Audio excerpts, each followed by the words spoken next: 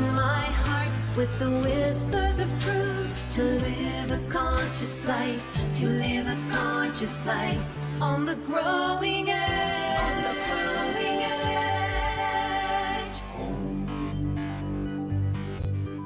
edge. And now, here's Allie. Good morning, and welcome to Growing Edge Live. I'm Allie Benjamin, and I'm so happy to be here today. I'm so glad that you're tuning in, whether you're live here with us at New Thought Media Network, on Facebook or YouTube, or maybe you're watching the replay. Whatever that is, I'm so glad that you're here today. So, oh my gosh, we have an exciting show today. We have a very, very wonderful, lovely special guest, and we'll get to that in a moment. So Growing Edge Live really is conversations with soul-centered people, beings that have channeled their energy, their resources into something beautiful, something amazing, something that's helping individuals to remember who they truly are, wake up, and to live more rich, fulfilling lives. And so we have a whole plethora of guests, and you're going to meet them over the course of the weeks. And before we get going with that segment, we have a segment called Ask Allie. And so I've put it out there, and I put it out there to you today. If you have a question that you'd like to try and stump me with, or you'd like to explore, go ahead and send it to me. You can put that in the comments, and I'm seeing some people show up. There's Michael and Wayne. Hello. You can post it into the comments live, or you can send a direct message to me, Allison Benjamin, and then I will bring it up. So this week, I have a question from Ben. And Ben says, we get to have or be whatever we want. What are some great strategies to know what you want? This is such an awesome question. I found over the years of working with people one-on-one in my practitioner practice and coaching that people struggle really identifying what it is they really want. People know they want something, but they don't know how to articulate it. It takes time to come to that realization, to really dig in to find what it is that you most want. And sometimes, to begin with, on the spiritual path, there's all kinds of wants and needs and desires, or at least this was my experience. And then over time, with practice, doing a lot of meditation and visioning and mindfulness and spiritual study, I began to find that there were less things that I actually wanted. And it was more about how I wanted to feel. And so that might be a good place to start when you're looking at the banquet table that life is, this wonderful banquet table that's filled with so many opportunities, so many choices, so many options, so many dreams, so many wonderful things to do and adventures to have. How do you pick and choose? Well, it doesn't really matter, because life's going to always present you, me, us, with what it is that will be most delightful or most challenging, or the next evolutionary step, whatever that is. So the key to really understanding the law of attraction, or understanding how to align with the things that you really want, is to cultivate the feeling tone. How would it feel to be living the life that you would love to live? How would it feel to be in the kinds of relationships that you want to have? How would it feel to be doing work that was so meaningful, that touched other people's lives and helped elevate them to a greater place of joy and belonging? How would that feel for you? Does it feel peaceful? Does it feel energized? Does it feel curious? So that's that's what you want to identify. How would it feel if you were living the life that you truly wanted to live? If you had the opportunity to do the things that you wanted to do. And once you identify those feelings, and for me, it's peace and love and light and joy. Once you understand the kind of the feeling tones and the words associated with those feelings, associated with the things you want to experience, maintaining that feeling, that frequency is the key. And so, how do you do that? How do you maintain a frequency, a vibration that aligns with the experiences and the way you want to be in the world? Well, this is what I do. Every day meditate, every day go out in nature, go for a walk, start to notice, be more mindful about what's going on around me and how I'm feeling and what I'm thinking and how I'm interacting with the world around me. It starts for me just paying closer attention to life, being more in tune with what's unfolding around me that's working, that's beautiful, that has a particular deliciousness to it. And so I make sure that I am always tending to this part of me that that enjoys whatever it is, walking, meditating, having conversations with like-minded people or challenging people sometimes, studying something new. All of this brings me into a place of receptivity. And that's another thing about identifying what you want and then becoming receptive to it, removing any of the obstacles that keep you distanced from what it is that you want to experience. And those things can be maybe judgments or opinions or thinking things need to go a particular way, being rigid. So also in identifying what it is you want and becoming a vibrational match to those things, it's about maintaining a frequency of allowing, of letting life meet you right where you are and trusting that you've identified what it is you want to experience and feel, and you let go, and you become a cooperative part in this beautiful world of the arising of the 10 million trillion things. And then, from my experience, you get to a point where there's not a wanting, there's just an opening to accept all the beauty and the bounty and the gifts that life is on a moment to moment basis. So Ben, I don't know if that answered your question or not, but it felt good just talking about it. So thanks for sharing that. Okay, so now we're moving into my next segment, which is a conversation with an amazing, beautiful soul that I was pondering when we first met. David Ault and I first met. It was almost 30 years ago. I can't believe it's been that long. And at that time, I was living in Big Bear Lake in California, and I was attending the Bear Valley Center for Spiritual Enrichment. And I was maybe 3 or 4 years into my studying science of mind and religious science. And David came as a guest to our center, and he just blew us all away with his music at that time. He was our special guest music, and he came and opened us up with his amazing voice and his beautiful, soulful, folky songs at the time that just had us all fall in love with him. And him being so close, I think living in LA area, he would come up quite regularly. And so I don't know that we really connected as friends at that time, because he was sort of this mystical, magical singer that my husband Michael and I just absolutely fell in love with. And so David probably won't mention all of this, so I'm going to read it.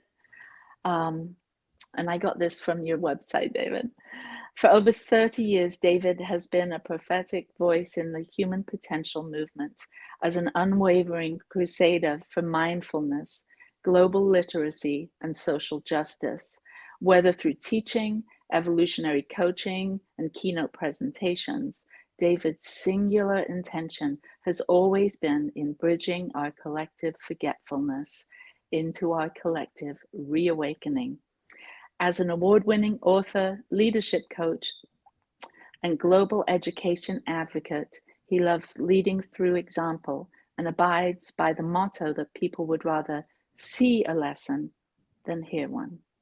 So, David, welcome to Growing Edge Live. We get to see you and hear you, which is such a delight. Thank you so much for being here. My pleasure. Yeah, you have really been such a bright light in the New Thought movement and way beyond. And as I was preparing for the question in the Ask Ali segment, I was thinking, good grief, David has been a master co-creator of so many incredible things. When I sort of reminisce back on some of the stories I've heard you say, your history, the journey you've been on from acting to working with Louise Hay to singing to becoming a minister to becoming integral in this amazing New Thought movement, CSL, affiliated New Thought Network. I've seen you at the Big Sky Retreat. I mean, you're just a part of all of these spokes on the wheel that, you know, maybe New Thought is. And we've got so many things that I could bring up, like our Camino. We both walked the Camino last year. And so there's just so many ways that you've touched my life. And I know you've touched so many people's lives with all of the different things you've done. And you've been able to, obviously, I'm making an assumption here, but you've been able to manifest your dreams to bring to life the vision that resides in your heart and in your mind time and time again. That's a gift. And not everyone has the wherewithal, the good fortune, the luck, or whatever you want to call it, to be able to realize their dreams so out loud like you have. And so I just want to acknowledge you for all that you've done and the I don't know how many hundreds, thousands, millions of lives that you've touched. And I know that you're a humble man. And I know that these words are probably, you know, expanding our conversation too far and wide. But I just want to, you know, expand it that far and wide. You are truly a light on this planet and the work you do. Thank you for that. Wow, thank you. So can you tell us a little bit about your spiritual path? You know, how did that evolve? How did this grown-up David get to be this guy that's done all this stuff? Where did it all start? I would umbrella that and just say that it's from exquisite mistakes. A life of exquisite mistakes, which in hindsight I would call exquisite exploring. And so one explores and one pioneers and one does what one does based upon wherever they're standing in life and with their present day awareness. And so we all stand in these particular spots along the way and operate out of the need that we have in that moment. And so there was a very juvenile need within me for certain things at a young age. And then that need, it seems weird to classify it that way or describe it that way, but the need matures until the need itself isn't so much a need anymore as it is just an observation. And so I think I've gotten here by falling in love with paradox. I've gotten here, and I've gotten to a pretty sweet place of peace because of paradox.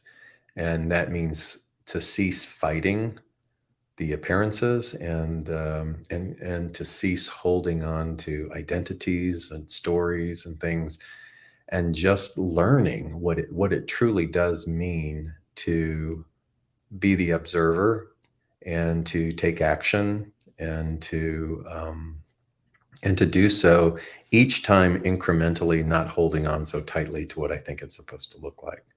But what I tell students and people I work with, and speaking and whatnot, is go hold tightly. Go max that need out, do what you need to do, because we can't airlift people from where they are in their spot. And so my only advice is, if you're in an atmosphere that is punitive and punishing, find the exit. If you're with a teacher who is saying that this is the only way, try to graciously find the exit. and do you, and explore you, because your refinement will happen in the time that it needs to happen. Beautiful. So I find it interesting that I ask you about you and where it all started, and we didn't quite get there. Oh, well, I mean, So, okay. yeah, I'd always think people know it, but it was Louise, yeah, Louise Hay. And I grew up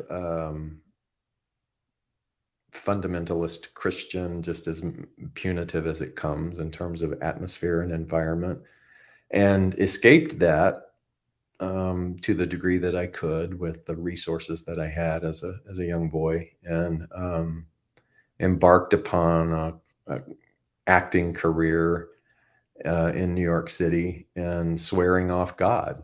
So I had grown up with it. I had gone to university and been on Oral Roberts University and all of that. And by the time I got that diploma, I just drove off that campus and said, okay, I'm done. I'm done with God. And went off to explore the passion that I had for acting and music and whatnot. And so I was in New York City, and I was doing the things that I knew to do at the time, still fumbling and green and all of that kind of stuff. But it wasn't until I wound up in Los Angeles for a series of auditions with NBC, and I didn't know a soul.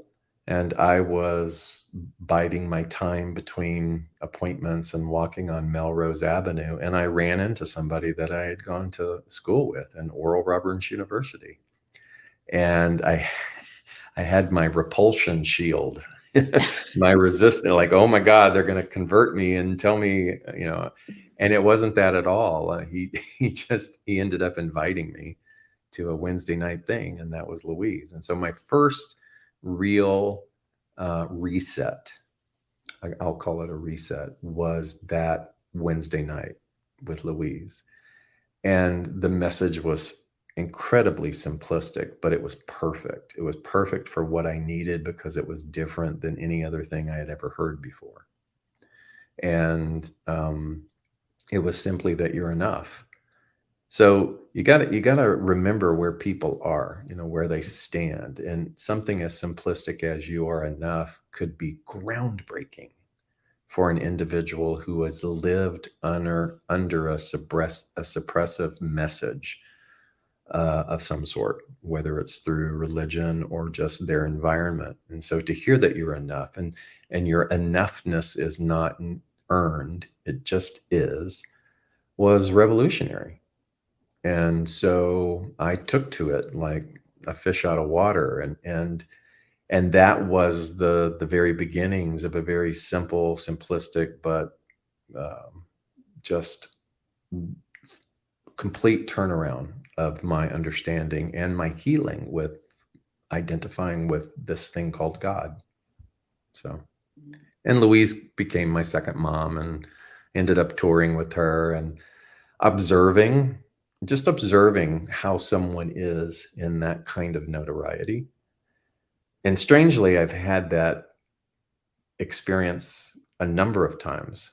I had it with that man whose name is on that university, uh, being on, international television and seeing how people are backstage, seeing how people are when the audience is not in front of them. And that's always been very uh, much an influential observation for me. I want to see who people are when they're not all bright and shiny. And I want to see who they are in their realness and in their rawness, and making a sort of personal covenant, and realizing that it's important to observe all of those things that I both admire and I am feeling resistance towards, and using that, amalgamating that to determine how do I want to be. So they've all been teachers. They've all been beautiful teachers for me.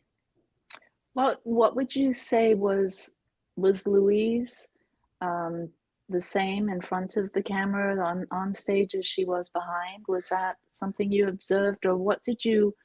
Yeah, in my era, absolutely. And I say in my era because what we were doing simultaneously is we were navigating through a pandemic. It's just that that pandemic was very siloed with a particular group of people. And the marginalization and the judgment and the slander and the pain that came from being in as a gay person, and the vindication that would come and the condemnation that would come was overwhelming. It was overwhelming for her. I mean, it's one thing to be sort of keep your homophobia or your racism under wraps, but when it's so blatant and when it becomes mob mentality, then you have these people who are navigating a horrific disease in the prime of their life, having no place to turn. And so I watched her, and I watched her compassion, and I watched her heartbreak over and over and over again. So, I mean, Allie, she taught me how to be with the ill. She taught me how to be with the ill. She taught a group of us, and she said, okay, never make the ill person work. And I don't know if you've ever noticed that, but when you go see people in the hospital, or people, they just don't know how to be around somebody who's in illness. It's almost as if the patient has to take over and make everybody okay. And her first, advice out of the starting gate was, don't make them do that. Don't make them talk. Don't make them do anything. If anything, rub their feet. And so we would get our list of people who were critically ill, and we would just rub their feet and take care of their dog, wash their dishes, do all of the basic things. And we would get these lists. I get like a list of 10 men, and in 2 weeks, those 10 men would be dead. And so I would get a new list. And when you're in it, the paralysis of the unusualness of that gets put in the parking lot until there's an exhale, a time when things might settle a little bit. And I think all of us, Louise included, were paddling as fast as we could to just maintain a safe environment. And so Louisa's thing every session was, I'm not a healer. I am providing a space where healing can occur. And she would say that every single session, whether it was in Los Angeles or us on the road. She was inviting people to collaborate in a healing environment through mindset, through energy, through love, through touch, through caring for one another, through making it a safe space for people to land who were being cast out of their families and losing everything and fearing this premature death. And it was an extraordinarily bizarre time. To have death become so customary, with regularity. And I think many of us, post all of that, look back and have all kinds of feelings around that, Louise included. And part of her reset, like just the fatigue of being human and all of that was to leave Los Angeles. And she began focusing more in her growth and collaboration with what Hay House would become. But those of us who reflect back on that time, it's like we don't even have to say anything. We just look at each other in the eyes and it's all there. It's all still there. At Louise's little celebration, there was just a couple of hundred people there in San Diego. And that conclave of men, we all kind of sat next to each other and just reminisced about the thousands of people who left and the talent. And you can't really understand or put words to this plane of existence, this human life. All that we can do when we walk away from something like that is to determine, how do we want to be? How do we want to continue to give? What kind of level of bodhisattva do we want to come from with regards to our service? Because you don't get to take any of it with you. No. Wow. What an opportunity and an experience that you had, and I can just imagine those men sitting around reflecting on a life, on a time where you all came together to really support so many. And I guess Louise's legacy and the legacy that all of you created with her continues through, all of you, I guess, out in the world doing your own things or your own ministries.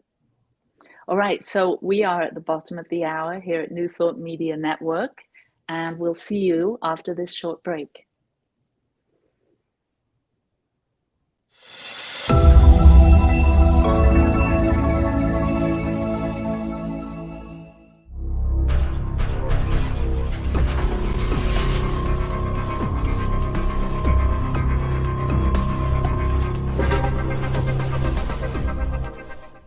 New Thought Media Network.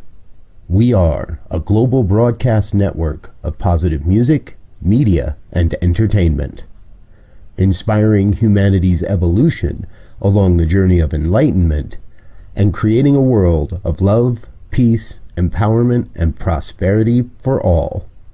New Thought Media Network. Positively inspiring.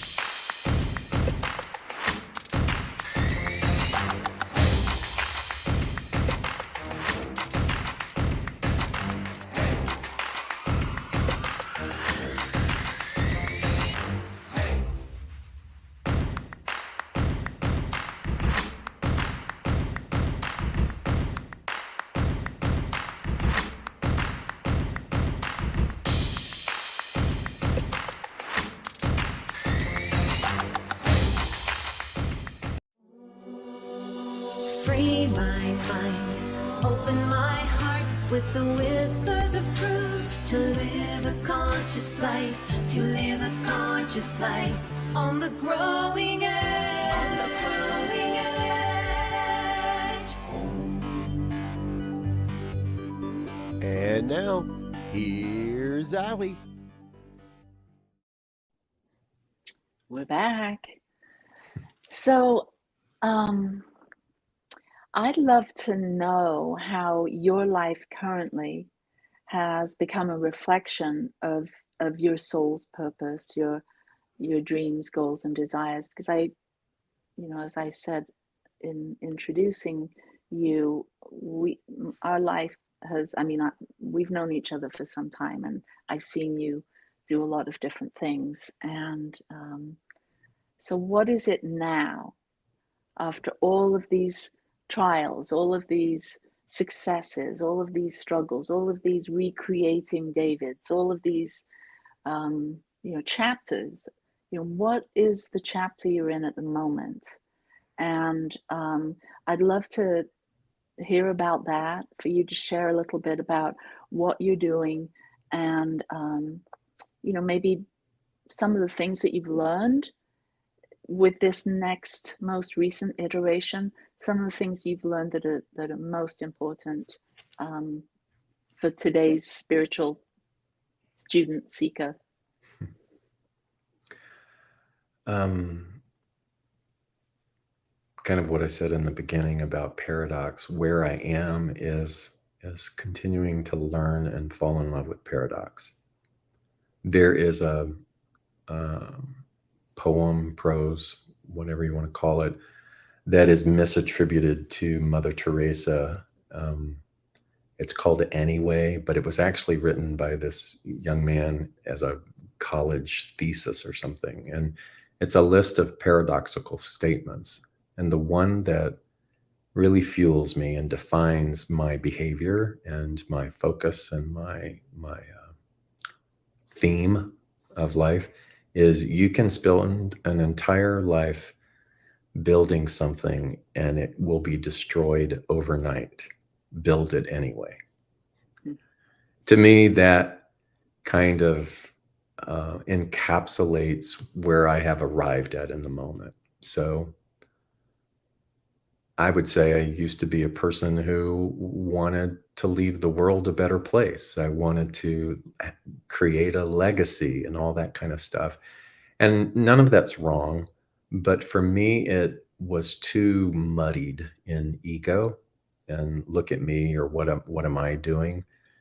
And I have beautifully fallen on my face so many times, and am delightedly humbled in realizing I'm not really interested in leaving a legacy. What I'm interested in is being used, being some vessel.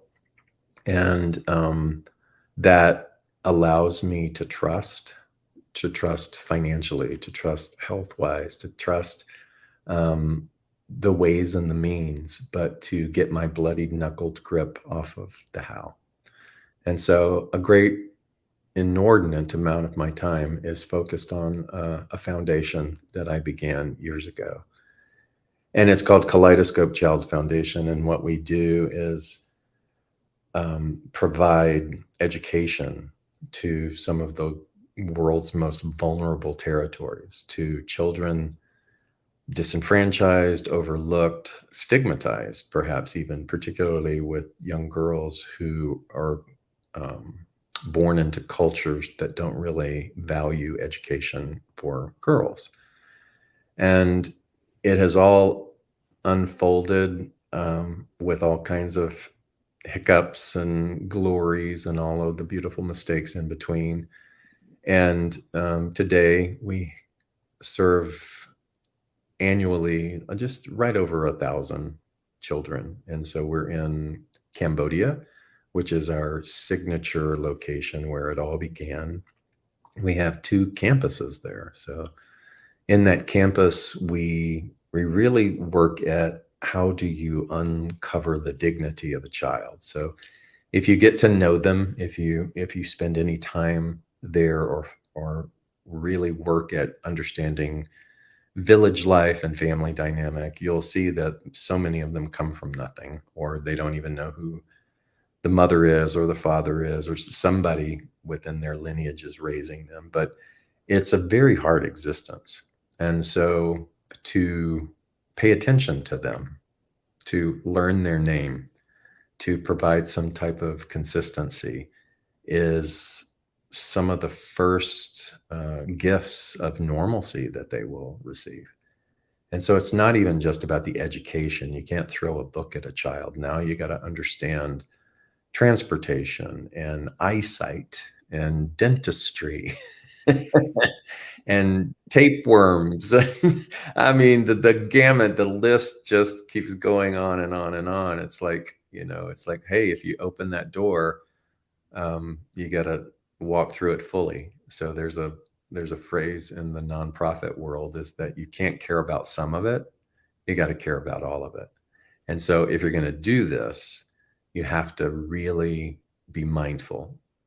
We have 2 schools in India, and they're in the poorest state of that entire massive country. And they're in territories of that state that are some of the most stigmatized.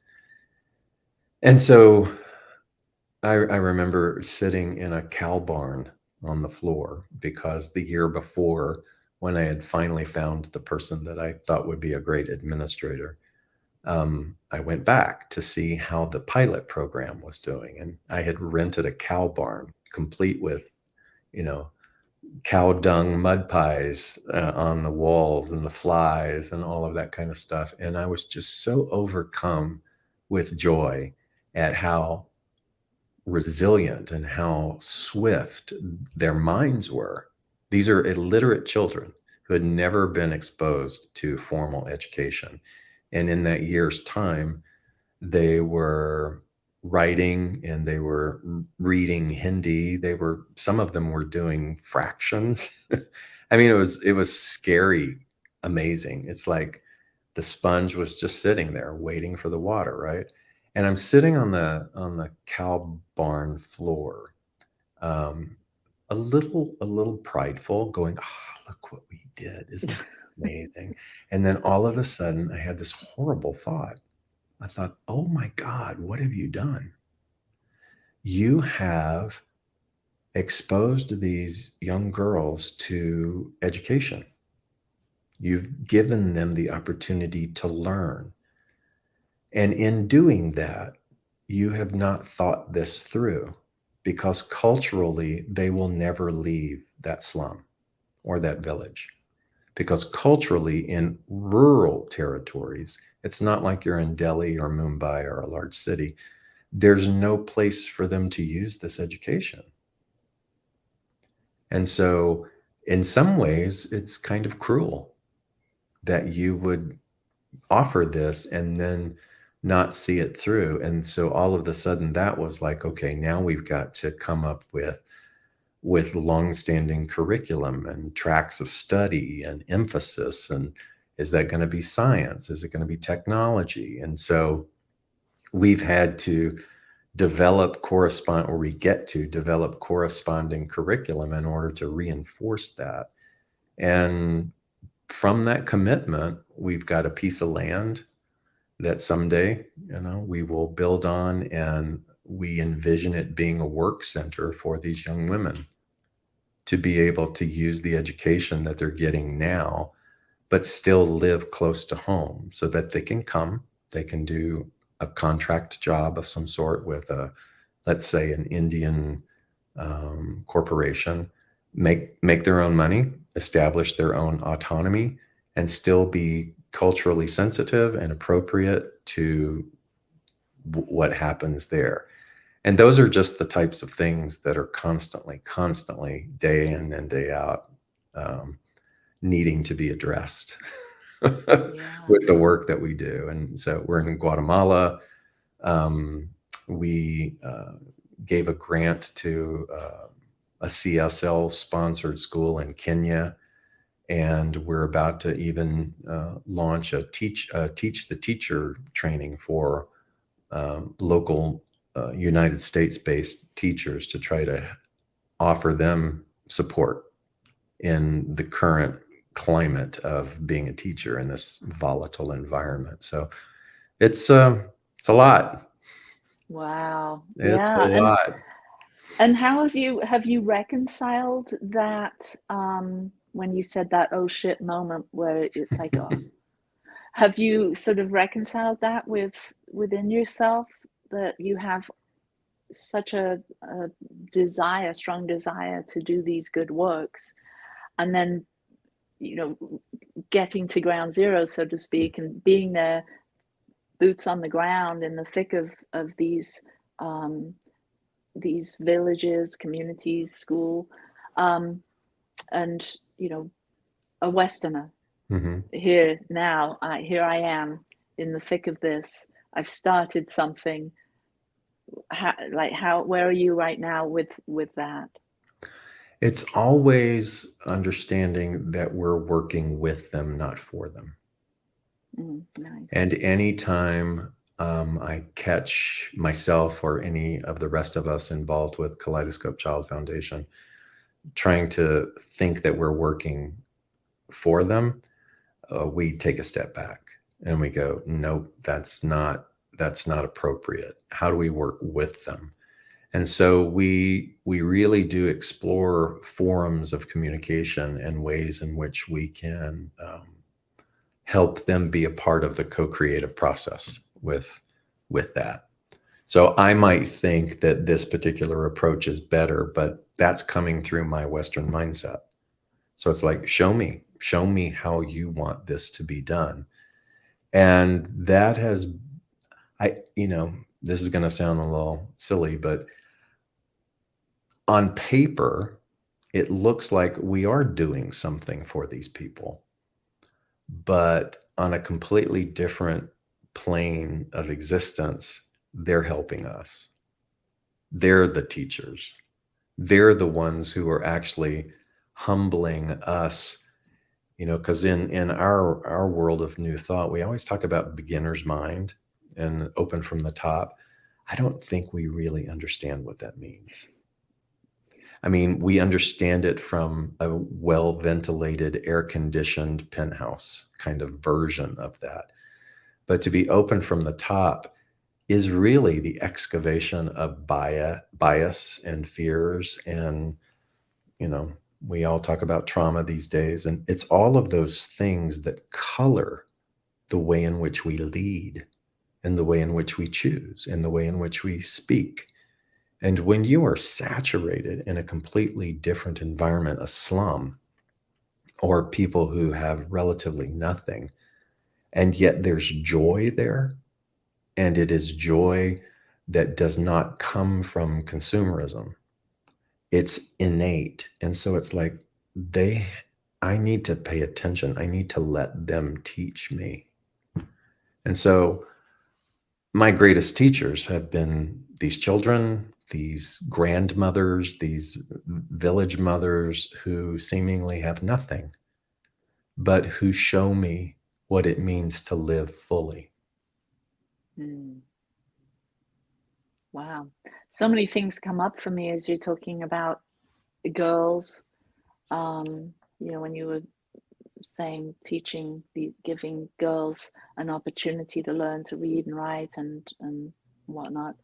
And then you bring in the grandmother and how these older women, the elders, have taught you and your team a lot of humility and a lot of, maybe what's already there that, the Westerner doesn't kind of see at first glance, but experiences once they're there.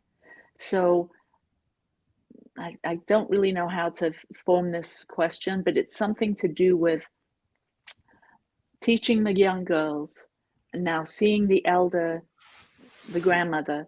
Like, how do you think you're able to benefit or impart some kind of practical something or spiritual something or to these young girls that will later down the road when they're grandmothers? How do you see it evolving over the years as your quote unquote interference with them at a young impressionable age?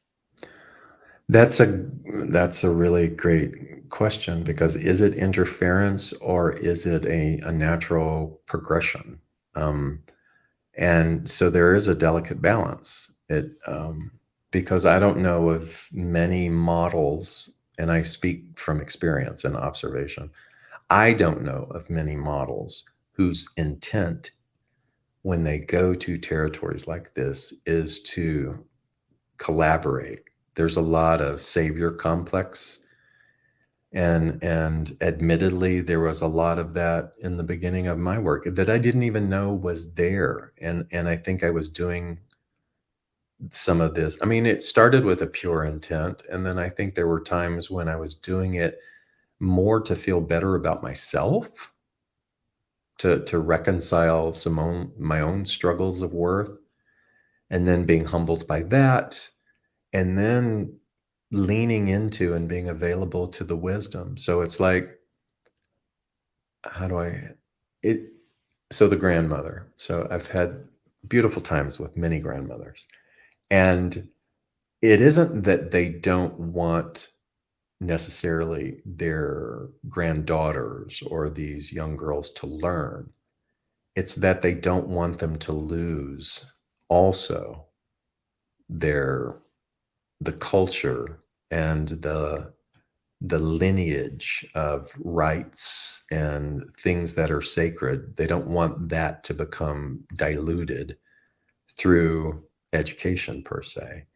And so, like anything, that leans itself into creating a hybrid, a beautiful hybrid that helps elevate. Everybody wins. So it's not an either or. Yeah. And it's already been, the woman that I work with in Guatemala, her and her husband, she was the first one in her village, in the Mayan village, to sort of defy the system and get an education in spite of, and to work with her and to watch her and to have her correct me many times when we're in these villages. And by correct, like, she was the one that said, David, we're not working for them, we're working with them. Because I was about to just give this 5-gallon water filter to this woman who just walked up to me. I was just going to give it to her. And she said, no, you don't give that to her. She knew the rules of getting the filter and she chose not to abide by them. So she's not getting I'm like, oh, got it. And so it's like sometimes we think we're doing good when we're not. And so just being open and being the student and just observing. I was like me, hundreds, it felt like thousands of times watching Louise, standing in the sidelines, watching her, standing behind her, watching people deify her, and watching her having to process in that moment, how do I deify this? And so it's just baked into the human experience. So sometimes we want to help, but we become seduced by the act of helping. And when you do that, when I do that, I lock that person then into an identity of always being needing help. And that creates a separation. And so I have to chip away at that. So it's not about helping people. It's about mutually coming to an understanding of raising the quality of life, bringing sanitation and hygiene and fresh water. And how do we do that mindfully? And my board and I, during COVID, when everybody else was struggling as well, we just thought, let's not focus on how we grow, how we can grow. Let's just focus on how we can tend to what we have and do it well. And sure, we're going to have goals of we want to raise this much money because, like everybody, the human part is we've got a budget and we got to meet that budget, and we've got responsibilities and we've got teacher salaries and rent, and but it's like, how do you do those things without trying to be bigger? Just do what you have and do it well. Yeah. Do it fully. Do you have a chance to bring any sort of your spiritual practices into these scenarios, or is this You do? And not in an obtrusive way, not in a missionaryistic way. I just made up a word. But so meditation is culturally, common in Cambodia. So I'll gather all the children in the courtyard and we will sit and we'll meditate. And it's fantastic. It's just fantastic. And we do the same thing in India. We don't do that in Guatemala. That's a Catholic oriented country, but we just love them. I mean, there's what better spiritual practice is than that is to just love them and champion them and learn their names and make them feel seen. Yeah. Yeah. And how do they react to you? How do the ones that you've spent more time with, like who are you to them? Oh, they've got all their terms of endearment, their cultural terms of endearment, but what's really satisfying, like in Cambodia, we've got a couple of teachers now who started out as the kids, Oh my in the gosh. crowd, and they went through as much as we could provide for them, and then they got whatever supplemental they needed, and they've come back to teach, and there's nothing more gratifying than that. Yeah, And unbelievable. yeah, so my childhood wasn't the best, and that's a whole nother episode. But I always wanted kids. I always wanted to have a child because, like any of us, I think we want to give that child perhaps what we didn't have, or we want to reconcile some dysfunctional lineage in some way. And so I ended up with far more kids than I ever dreamed of. And so I get to practice a lot. I get to practice and give what I didn't get. And I get to learn to listen and not and to just meet them where they are. That's Yeah. it.